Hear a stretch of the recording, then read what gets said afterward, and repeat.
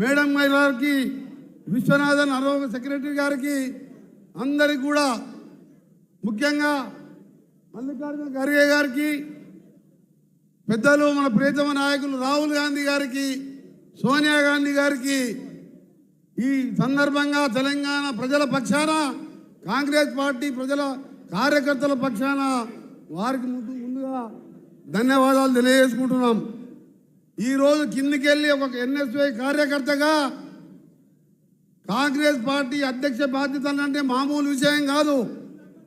ఇవాళ అది all India AICC Congress committee ఒక యువకుణ్ణి, ఆయన బలహీన వర్గాల నాయకుడే కాదు, కాంగ్రెస్ పార్టీ కార్యకర్త నుంచి పార్టీ కోసం 35 సంవత్సరాలుగా కష్టపడి పనిచేస్తూ ఈరోజు ఇవాళ వారికి ఈ పదవి రావడం నిజంగా ప్రతి ఒక్క కార్యకర్త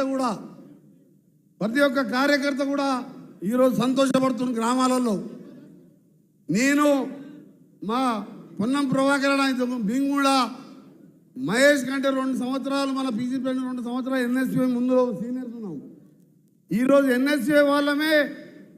ఈరోజు నేను మంత్రిగా, మా పొన్నం ప్రభాకర్ గారు మంత్రిగా, ఇంకొక నాయకుడు మహేష్ కుమార్ గౌడ్ పిసిసి ప్రెసిడెంట్గా ఉన్నారంటే మీరు ఒక్కసారి అర్థం చేసుకోవాలి.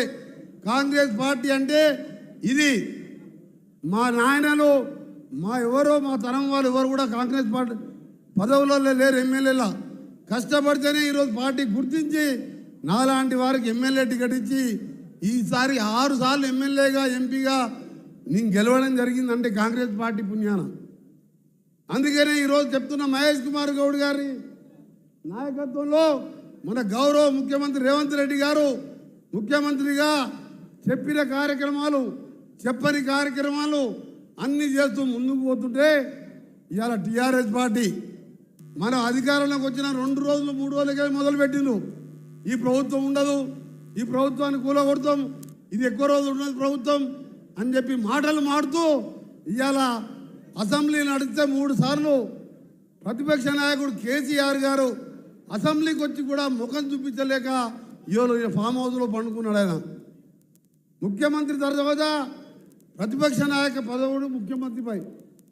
మన నాయకుడు బట్టి విక్రమార్క గారు ఎమ్మెల్యేలందరినీ కొన్న 5 ఎమ్మెల్యేలతోని 5 సంవత్సరాల అసెంబ్లీలో కేసీఆర్ గారి ప్రభుత్వాన్ని నిలదీసిన 110 మంది ఎమ్మెల్యేలు ఉండే. ఇవాళ 39 మంది ఎమ్మెల్యేలు ఉండి కూడా అసెంబ్లీకి రాకుండా ముఖం చాటేసి ఫామ్ హౌస్లో పండుకొని 10 సంవత్సరాలు చేసింది చెప్పలేక, ఒక ఇల్లు కట్టలే, ఒక రేషన్ కార్డు ఇయ్యలే, ఒక ఉద్యోగం ఇయ్యలే. అందుకని అసెంబ్లీకి వచ్చే ముఖం లేదు.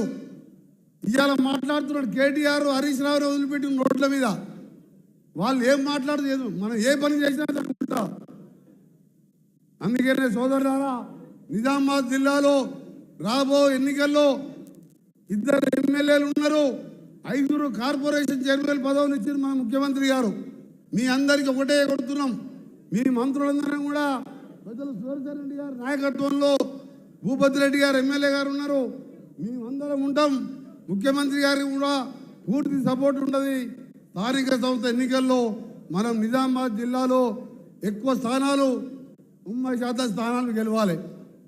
ఇంకొక బీజేపీ పార్టీ మీకు తెలుసు, 2013-14లో ఆయన మాట్లాడి మోడీని 3వ ప్రధానమంత్రి అయిన తప్ప ఒక్క పని చేయలే. ఆయన ఎన్నికల ముందు చెప్పిన 2013లో ప్రతి అకౌంట్లో 15 లక్షల రూపాయలు నల్లధనాన్ని తీసుకొచ్చేస్తాం, ప్రతి సంవత్సరం 2 కోట్ల ఉద్యోగాలని చెప్పి మతోన్మాదం పేరు మీద ఇవాళ రాజకీయాలు నడుపుతున్నారు కొందరు.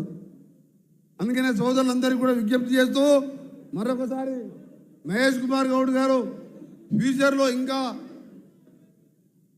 వచ్చే ఎన్నికల్లో కూడా రేవంత్ రెడ్డి గారు ముఖ్యమంత్రి గారు గౌరవనీయులు, మా మంత్రివర్గం, ఎమ్మెల్యేలు, ఎంపీలు, ఎమ్మెల్సీలం, పిసిసి ప్రెసిడెంట్ మహేష్ కుమార్ గౌడ్ నాయకత్వంలో తప్పక మళ్ళా కూడా కాంగ్రెస్ పార్టీ అధికారంలోకి వస్తుంది, రావాలి. తెలంగాణ ఇచ్చిన పార్టీగా మనం 10 సంవత్సరాల పాటు మినిమం అధికారంలో ఉంటూ చెప్పిన కార్యక్రమాలు చేసుకుందామని తెలియజేసుకుంటూ మరొకసారి మోహన్ రెడ్డి జిల్లా కాంగ్రెస్ అధ్యక్షులకు కూడా అభినందనలు తెలియజేసుకుంటూ మీ అందరి సెలవు తీసుకుంటున్నా. జై హింద్.